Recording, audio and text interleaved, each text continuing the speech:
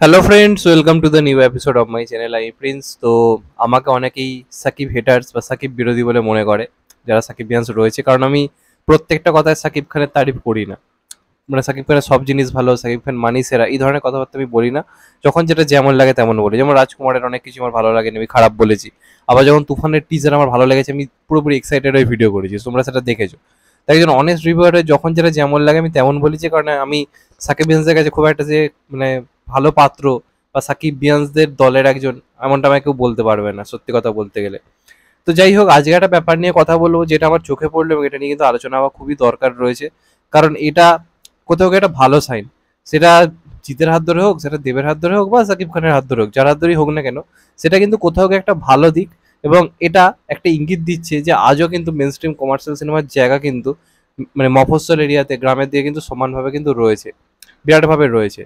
এবং আগের দিন আমি যখন দেখবেন পুষ্পার বাংলার প্রমোশন নিয়ে যখন একটা ভিডিও করছিলাম, সেখানে একজন কমেন্ট করেছিলাম, সেটাকে পিনও করেছিলাম, যে কলকাতার এই সময় যারা বেকারসরা রয়েছে, তারা কলকাতা বা অন্য জায়গার দর্শকদেরকে যা তা মনে করে, ভাবে তারা সিনেমা বোঝে না, মানে তারা কিছু বোঝে না, তারা যেহেতু কমার্শিয়াল সিনেমার লাভার, তাকে ছোট করে, যে কারণে তাদের জন্য সিনেমা বানানো বন্ধ হয়ে গেছে। তো যে কারণে সেই অডিয়েন্স কিন্তু অনেকটাই খুব মানে ক্ষুব্ধ আমাদের কলকাতা ইন্ডাস্ট্রির ওপর, কারণ তাদের জন্য সেরকম কাজ হচ্ছে না। তো তখন যখন তুফানের মতো কোনো কিছু টিজার আসছে বা কিছু কিছু যখন আসছে, তখন কিন্তু কোথাকার হিরো, কে হিরো, এইসব জিনিস আর কিন্তু গুরুত্ব পাচ্ছে না। একটা মেন স্ট্রিম কমার্শিয়াল সিনেমা যখন ভালোভাবে বানানো হচ্ছে, মফস্বল এরিয়ার লোকেরা কিন্তু খুবই এক্সাইটেড। হ্যাঁ, এটা ঠিক যে মফস্বল এরিয়ার মানে অডিয়েন্স দিয়ে শুধুমাত্র হয়তো বক্স অফিস ফুলফিল করা হয়তো পসিবল না, কারণ মাল্টিপ্লেক্সের সংখ্যা তুলনামূলক কম। কিন্তু সেই দর্শকের কাছে কিন্তু আজও কিন্তু ক্রেজ রয়েছে বাংলা কমার্শিয়াল সিনেমার জন্য। এবং সঙ্গীত বাংলারও কিন্তু সেই ক্রেজটা কিন্তু এখনো রয়েছে। আমার নিজের দেশের বাড়ি হচ্ছে গ্রামের দিকে, এবং সেখানে আজও ফোনের যে চলটা প্রচুর পরিমাণে কিন্তু হয়নি। সেখানে কিন্তু আজও লোকে মানে টিফিন খাওয়ার সময় বা দুপুরে খাওয়ার খাওয়ার সময় বা রাতের দিকে ডিনারের সময়, এই সময়টা কিন্তু সঙ্গীত বাংলা খুলে বসে থাকে। সেখানে পুরোনো দেবের বা জিতের গান হোক, বা আমি নিজেও বিভিন্ন সময় সঙ্গীত বাংলা খুলে কিন্তু বসে থাকি, ভালো লাগে পুরোনো গানগুলো শুনতে। তবে এখন আমরা রিসেন্ট টাইমে দেখতে পাবেন যে নতুন যে সিনেমাগুলো আসছে, সেটা জিতের হোক বা দেবের হোক বা অঙ্কুশের যে মির্জা যে এলো, সেগুলোর গান কিন্তু সঙ্গীত বাংলা খুব একটা বেশি করে দেয় না। ইভেন এসবিএফ এরও যে কাজগুলো আছে, সেগুলোরও কিন্তু গান বেশি করে দেয় বা প্রমোশন সেভাবে সঙ্গীত বাংলাতে হয় না। যেমন ধরুন আবার বিবাহ অভিযান যে এলো, সেগুলোর গান কি খুব টিভিতে দিত না। এবং তাই যে আরবান সেন্ট্রিক যে মুভিগুলো আসছে, সেগুলোরও কিন্তু হিউজ প্রমোশন কিন্তু হয় না। সেখান থেকে দাঁড়িয়ে কিন্তু তুফান কোথাও গিয়ে কিন্তু একটা অন্যরকম একটা মানে কি বলবো দৃষ্টান্ত তৈরি করে রাখলো। এমনিতে তুফানের টিজার তো ভালো হয়েছে, ইন্ডিয়াতেও ভালো রেসপন্স পেয়েছে, বাংলাদেশে তো আগুন রেসপন্স পেয়েছে, দুর্দান্ত রেসপন্স পেয়েছে। এরই মধ্যে বলে রাখি, এই যে টিজারটা, সঙ্গীত বাংলাতেও কিন্তু দুর্দান্ত রেসপন্স আসছে।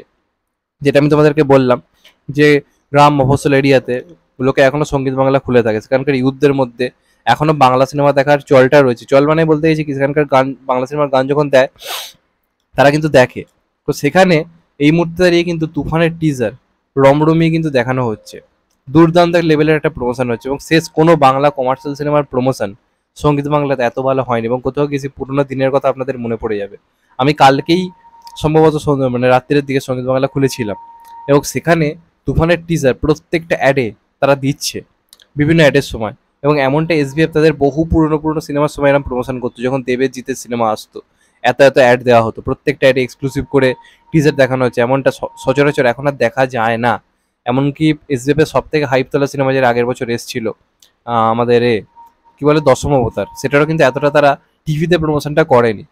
তো তারাও কিন্তু বুঝেছে মেন স্ট্রিম কমার্শিয়াল সিনেমার যে টিআরপি টিভিতে কিন্তু এখনো রয়েছে, যে কারণে তুফানের টিজার কিন্তু রমরমি কিন্তু টিভিতে দেখানো হচ্ছে। এবং সেটার কিন্তু ক্রেজ ভালো, আমাকে অনেকেই পাঠাচ্ছে। আমি কাল নিজে দেখেছি যদিও, কিন্তু আমাকে অনেকে পাঠাচ্ছেও যে এই যে দেখো দাদা, সঙ্গীত বাংলা দেখাচ্ছে। তার মানে কি এখানকার যে অডিয়েন্স এই সিনেমাটা নিয়ে এক্সাইটেড, যে কারণে তারা সঙ্গীত বাংলা খুলে বসে রয়েছে এই টিজারটা দেখার জন্য। এমনটা কিন্তু সচরাচর এই বাংলা কমার্শিয়াল সিনেমা নিয়ে খুব একটা দেখা যায় না। তার কারণ হচ্ছে টিভিতে কমার্শিয়াল সিনেমার গান ট্রেলারগুলো দেওয়াই তো বন্ধ হয়ে গেছে। আজকে তোমরা রাবণের গান বা যখন একটা বাঘায়তীন আসছে বা এই যে মির্জা এলো, সেগুলো গান তো টিভিতে দেওয়া হচ্ছে না।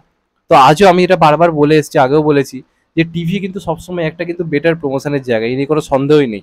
টিভি সবসময় একটা অনেক বড় প্রমোশনের জায়গা। আজকে দেখো জওয়ানের গান এখনো কিন্তু জুম টিভিতে বা 9XM এগুলো কিন্তু দিচ্ছে। তো এর মানে কি মানে বোঝানো হচ্ছে যে সমস্ত জায়গা থেকে অডিয়েন্স এখন কিন্তু সেই টিভির অডিয়েন্স রয়েছে। আমাদের বাংলা ইন্ডাস্ট্রি একমাত্র ভাবে টিভির অডিয়েন্স হারিয়ে গেছে, সবাই সারাদিন হয়তো ফোন নিয়ে বসেছে। আলটিমেটলি তা কিন্তু নয়, ইয়ং জেনারেশন এখনো কিন্তু টিভি দেখে। তাদের মধ্যে সঙ্গীত বাংলা কিন্তু এখনো লিস্টে রয়েছে। সেখানে যখন আজকে তুফানের টিজার দেখানো হচ্ছে, সেটার রেসপন্স কিন্তু ভালো আসছে।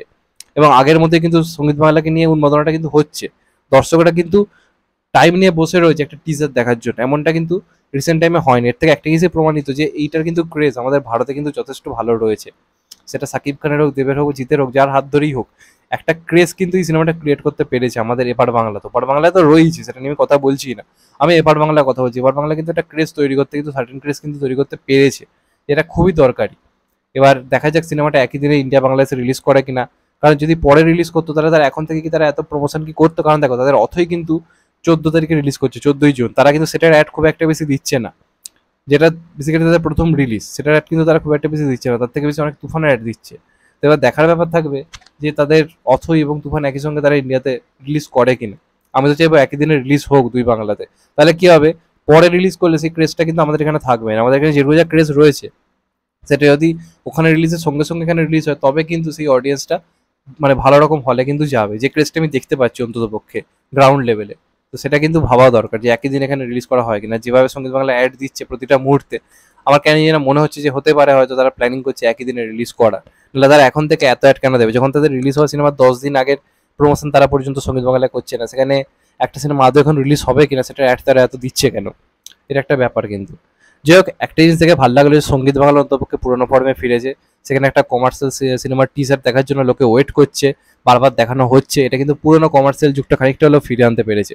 আমি তো চাইবো পরবর্তীকালে দেবদা, জিতদা, যাদেরই কাজ আসুক না কেন, অঙ্কুশদা, তাদের এই টিভিতে প্রমোশনটা চালু করো। কারণ এটার চেয়ে ভালো অস্ত্র কিন্তু আজকের দিনে এখনো পর্যন্ত কিছু কিন্তু আসেনি। মোবাইল সবার হাতে থাকলেও ইউথ জেনারেশন এখনো অনেকে যারা স্কুলে পড়ছে, যারা বেসিক্যালি সব থেকে বেশি আর কি অডিয়েন্স বাংলা, তারা কিন্তু এখনো কিন্তু অনেকেই সঙ্গীত বাংলার প্রতি কিন্তু একটা এফেক্ট মানে তাদের কিন্তু টান কিন্তু রয়েছে। তাদের জন্য ভেবে আমার মনে হয় কিন্তু টিভিতে প্রমোশনটা করা উচিত, যেটা তুফান করতে পেরেছে। এটা একটা ভালো সাইন কিন্তু অবশ্যই। যাই হোক, এই ব্যাপারটা চোখে পড়লো যে কারণে আলোচনা করলাম। তোমাদের এটা নিয়ে কি মতামত অবশ্যই কমেন্ট করে জানাও। চ্যানেলটা নতুন হলে চ্যানেলটা সাবস্ক্রাইব করে দিও, কেটে দেবে বেল আইকন। ভালো থেকো সবাই, টেক কেয়ার, নমস্কার, আবার দেখা হবে। এখন তো বাই, সবাই ভালো থেকো, সুস্থ থেকো, টেক কেয়ার, নমস্কার, আবার দেখা হবে।